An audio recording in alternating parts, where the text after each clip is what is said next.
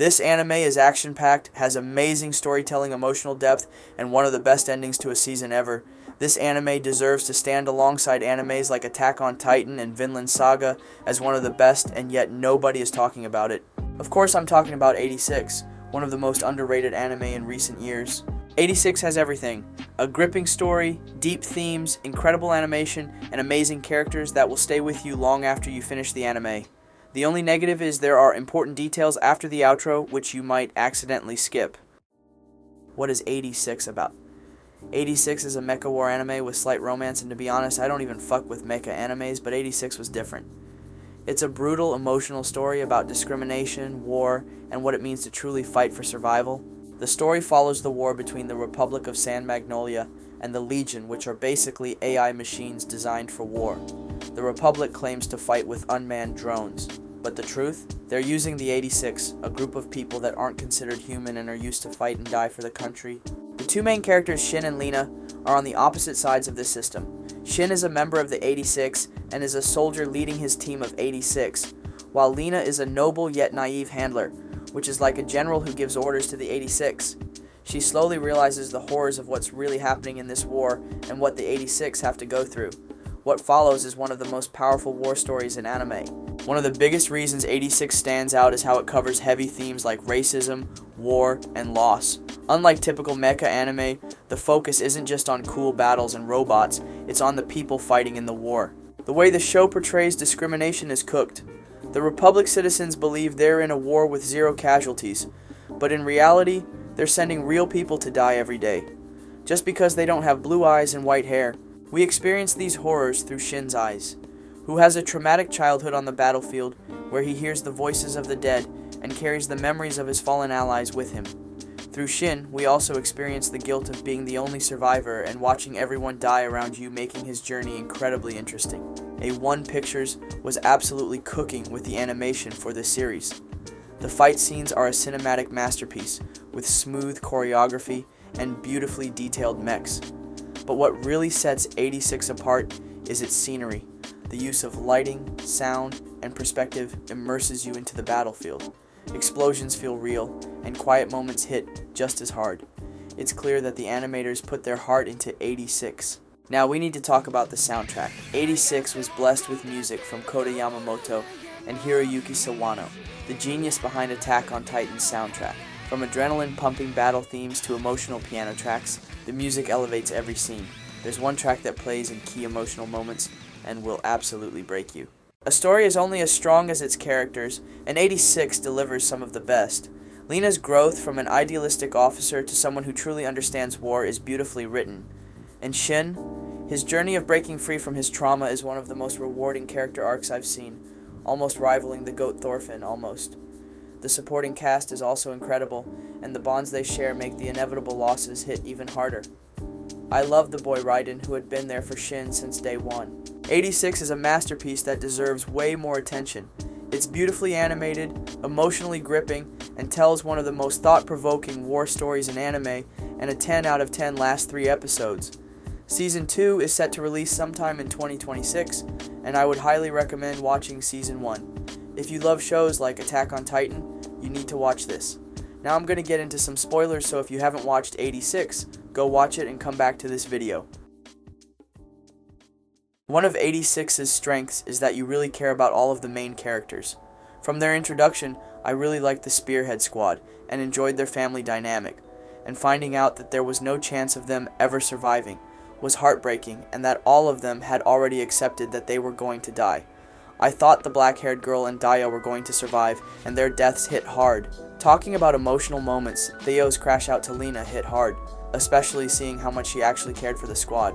But because of what the 86 are used to, they can't even imagine a handler actually having an interest in how they are as humans. Shin's struggle to carry on with the pain of his past is one of the main parts in 86. Shin's entire life is filled with death. He's seen every single one of his comrades fall, he hears the voices of the dead, and worst of all, he had to be the one to kill his brother.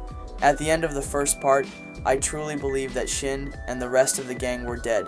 Then we see they survived and are in a new country. They are then given another chance at life thanks to Ernest. I really enjoyed his character throughout the second part of the season, especially this speech.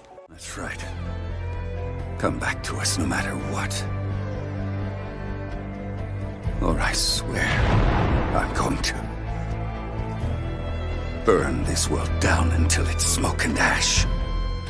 Now the best part of the anime is the ending, absolutely peak. I actually thought they were all going to die, and truly believed that Raiden was dead, and it was just Shin remaining after that amazing fight scene. Just to see this fucking Legion pull up out of nowhere. It had me thinking I was going to see another cyberpunk ending, and I wasn't going to be able to handle that again. So thank fuck Lena pulled up. Seeing Shin's face, once he realized it was Lena, was such a good scene. This whole scene had me stressing and screaming, open the fucking hatch throughout the conversation. But when he finally did, of course the Legion attack again. Like, let them have their fucking moment. Also enjoyed this scene. Impossible. No. But how did... Cyclops? You mean you didn't see it? That marking? That's the Giad Empires, right? Oh. Yes, that's right. I guess there's no way you could have ever seen it. Really shows how well known Shin is and is a nice detail. Now this part had me gassed. You had me pretty worried there, you know that? When one finally completes their mission, it's their job to give me a full report. I'm sorry, ma'am. Let's not worry about it. This time I got the report from the others. There were survivors? Shin! And was so glad the boy Raiden survived. Seeing Shin and Federica talk about him meeting Lena was class, as well as his reason for not revealing himself was valid. It was also cool seeing Shin lie about not seeing Lena's face. Sorry, I only heard her voice. So she didn't know it was you, right? It is what it is. Yeah, I guess. Interesting. I don't remember any of us telling him not to forget. Her voice definitely sounded different. She comes across much bolder now. Of course her voice has changed. After all, just like us, she fought hard and she made it through. In the last episode, they really dragged the meeting between Spearhead and Lena out. It had me checking how long was left every 30 seconds. Seeing Lena see the gravesite was also amazing, showing her development as a character and how far she had come from the start of the anime. The scene with Theo and Karina was also really cool. Hell yeah! That won't happen with Shin! It's not like that with those two! And then we finally get to see it.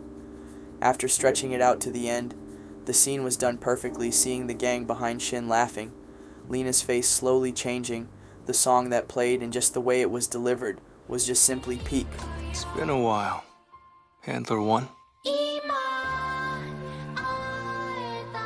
I am a Giad Federacy captain, an ex-commander of Spearhead Squadron. Shine Nozen's my name.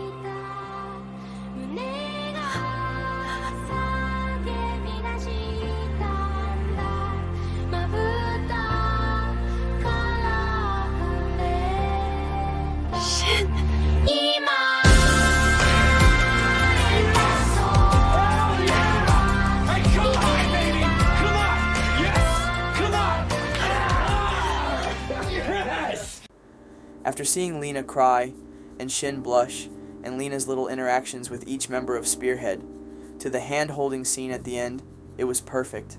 I couldn't ask for a better ending. I have never smiled like that ever at any other show. And even as I'm editing this last part, I smile watching back this scene.